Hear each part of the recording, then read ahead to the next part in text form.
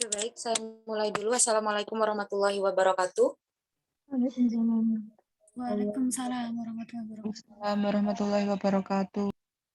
Kami dari kelompok 6 yang beranggotakan saya sendiri Nurul Hidayati dan rekan saya Renanda Aprilia. Hari ini akan membahas tentang proporsi. Yang pertama akan dijelaskan oleh saya sendiri. Next.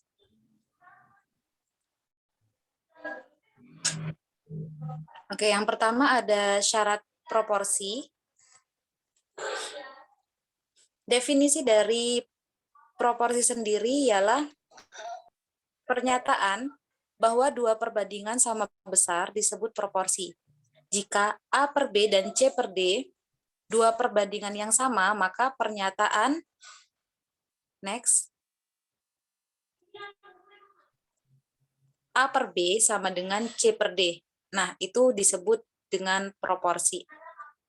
Oke, next.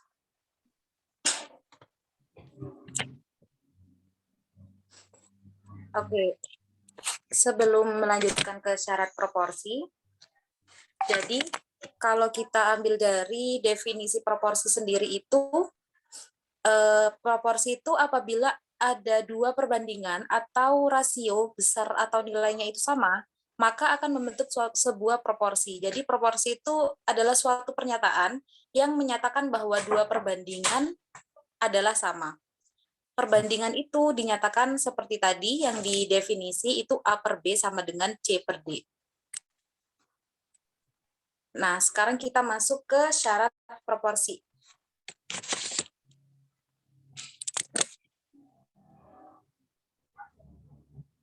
Syarat proporsi dari 4 bilangan dalam suatu perbandingan disebut ketentuan dari proporsi. Contohnya, yang di bawah itu ada A per B sama dengan C per D. Di sini B sama C itu disebutkan means dan A sama D itu di sini in the proportion 3/4 sama dengan 6/8. Name the four terms, the means and the extreme. Jadi di sini disuruh sebutkan yang mana yang means dan yang mana yang ekstrim. Nah, di sini 4 dan 6 disebut means, 3 dan 8 disebut ekstrim. Next.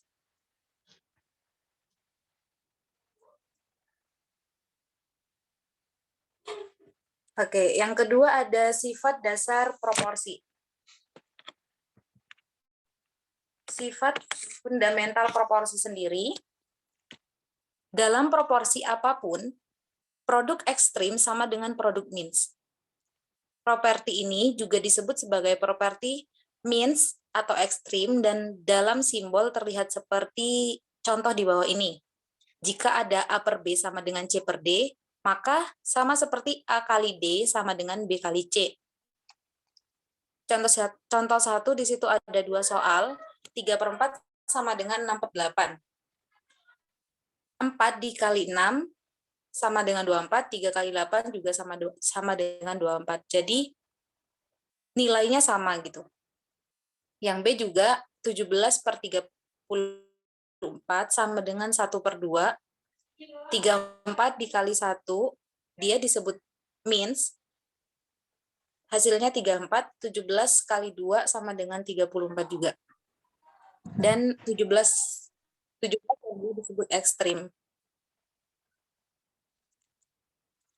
Contoh 2, ya next, Mbak. Nah, contoh 2 sebelumnya.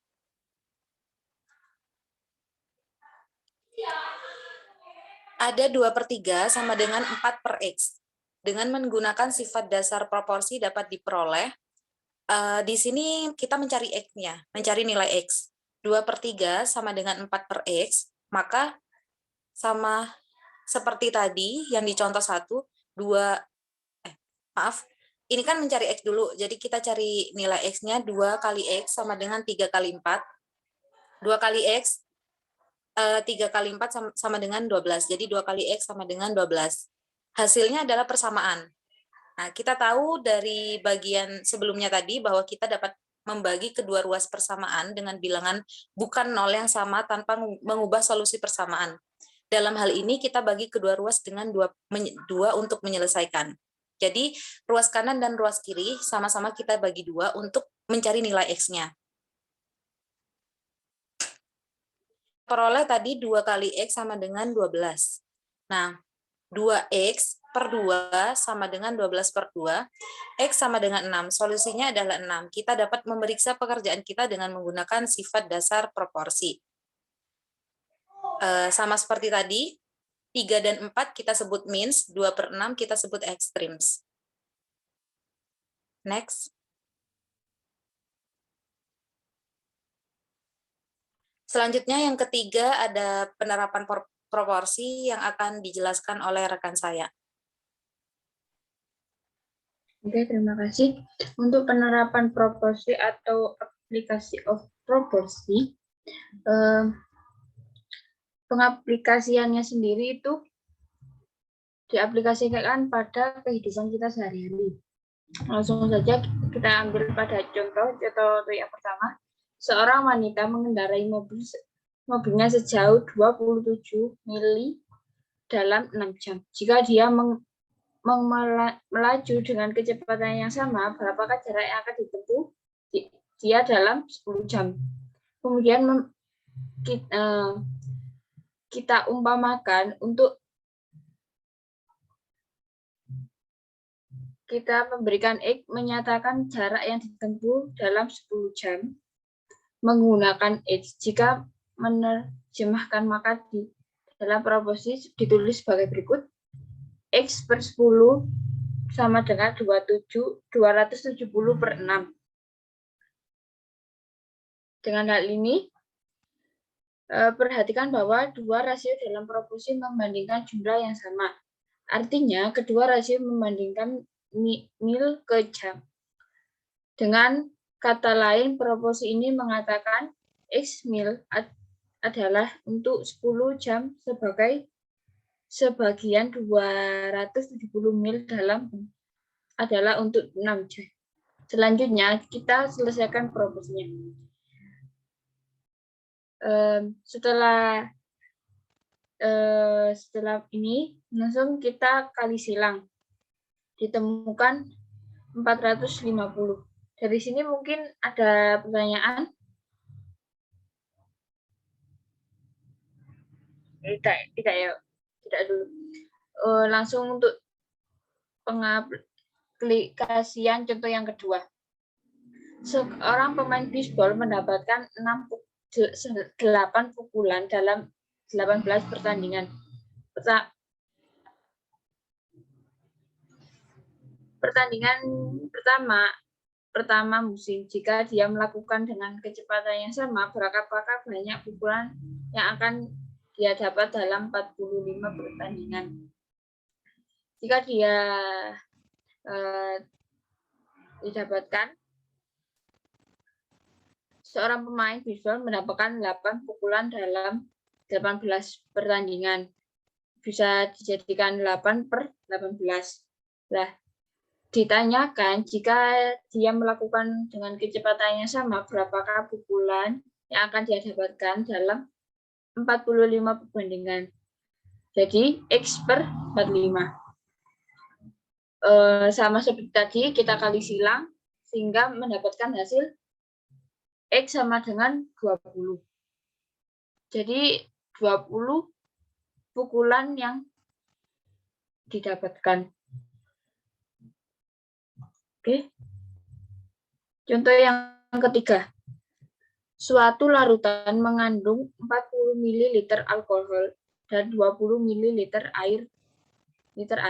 Jika larutan lain memiliki perbandingan mililiter alkohol dengan mililiter air yang sama dan harus mengandung 20 mililiter air, berapa banyak alkohol yang harus dikandungnya? Untuk yang pertama, 40 ml alkohol, larutan yang pertama memiliki 4 ml alkohol dan 20 ml air. Jadi 4 per 20. Nah, untuk yang kedua, kita mencari alkohol yang dikandung dalam 20 ml air. sudah ditulis seperti ini, jadi X per 25 sama dengan 4 per 20. Kita kalikan silang, sehingga kalikan silang 20 per sama dengan 110. Karena dari sini belum diketahui, maka seperti yang dijelaskan di atas, kita sama-sama dikalikan 20, sehingga mendapatkan hasil X sama dengan 5 ml. Nah, untuk contoh yang keempat, skala pada peta menunjukkan bahwa 1 inci pada peta berhubungan merespon jarak sepanjang 85 mili. Dua kotak berjarak 3,5 inci pada peta, berapakah jarak sebenarnya kedua kotak tersebut?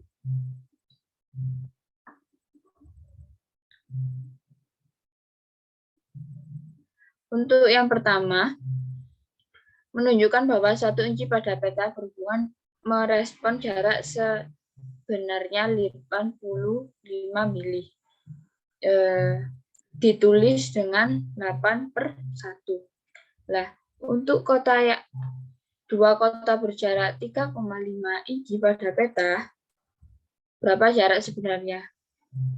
Berarti X per 3,5. Kita kalikan silang. X kali 1 sama dengan 3,5 kali 85. Dari sini, seperti tadi, karena tidak ditemukan, maka sama-sama dikali oleh 20 kedua ruasnya, sehingga menghasilkan 297,5 mili. Nah, untuk yang keempat, yakni angka serupa atau similar figure.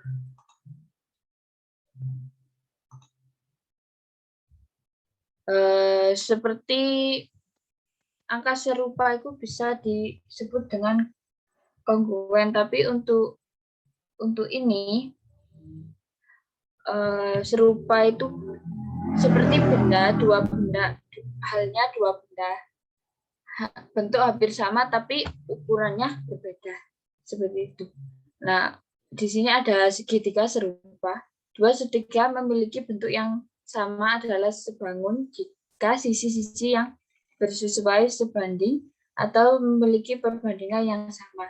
Segitiga di bawah ini merupakan contohnya. Karena sisi-sisi yang sesuai sebanding dapat ditulis seperti ini. Untuk A sama dengan D. Jadi A per D. Untuk C sebangun dengan F, jadi C per F.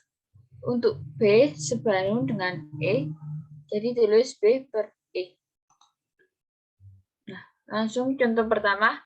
Dua segitiga di bawah ini sebangun. Temukan sisi X. Untuk mencari X itu yang ini. Segitiga yang pertama diketahui X 24, 28. Segitiga yang kedua 5, 6, dan 7. Untuk mencari panjang S, kami menyiapkan proporsi rasio yang sama. Rasio dari X ke 5 sama dengan rasio 24 hingga 6 dan rasio 28 hingga 7. Secara aljabar kita memiliki X sama dengan 5, 24 sama dengan 24 sama dengan 6, 28 sama dengan 7. Kita dapat memanjakan salah satu proporsi untuk mendapatkan jawaban kita. Yang pertama kita berikan X sama dengan 5 sama dengan 4. X sama dengan 4,5. Di mana X sama 4 kali 5, di mana X sama dengan 20.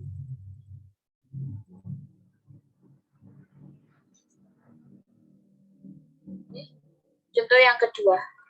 Gambar segitiga menggambar angka serupa. Gambarlah segitiga yang sama dengan segitiga ABC jika AC adalah proporsionalisme untuk DV membentuk simbol ketiga dari segitiga baru. Di sini tergambar segitiga ABC.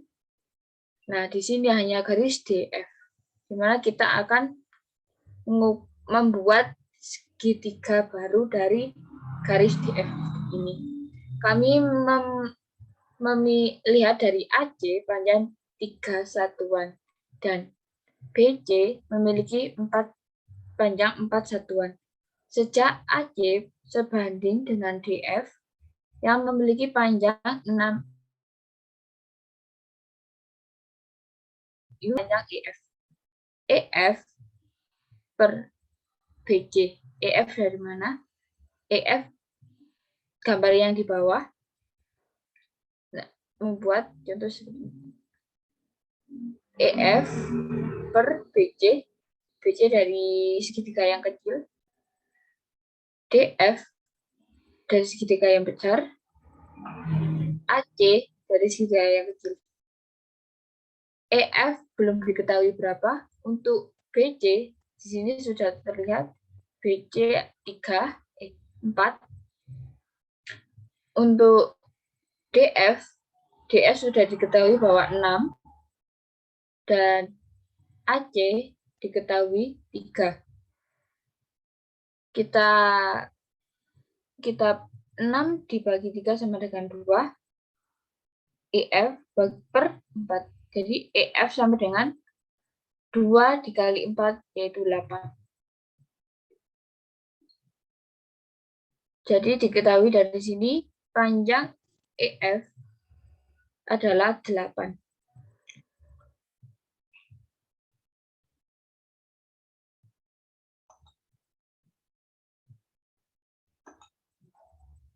Untuk pengaplikasiannya sendiri adalah contoh berikut.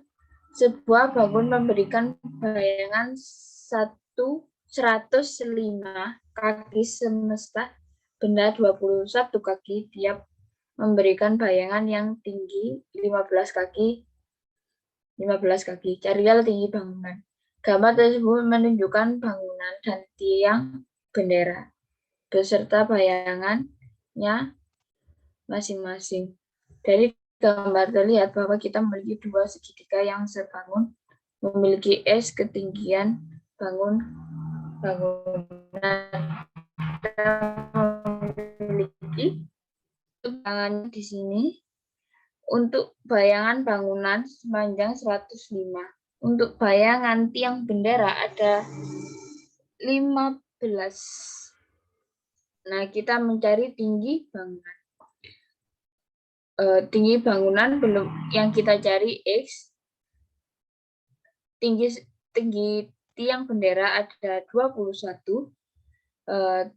Panjang bayangan bangunan ada 105. Untuk panjang bayangan bendera adalah 15. Ditulis seperti ini, X sama dengan 21 sama dengan 105 per 15. Kita kali silang. Jadi 15 kali X sama dengan 21 dikali 105, yakni 2205. Ditemukan X sama dengan 147. Untuk contoh berikutnya, yakni panjang seluruh biola adalah 24 inci, sedangkan tubuh panjang adalah 15 inci. Hitung panjang badan sebuah Cleo jika panjang keseluruhannya adalah 48 inci.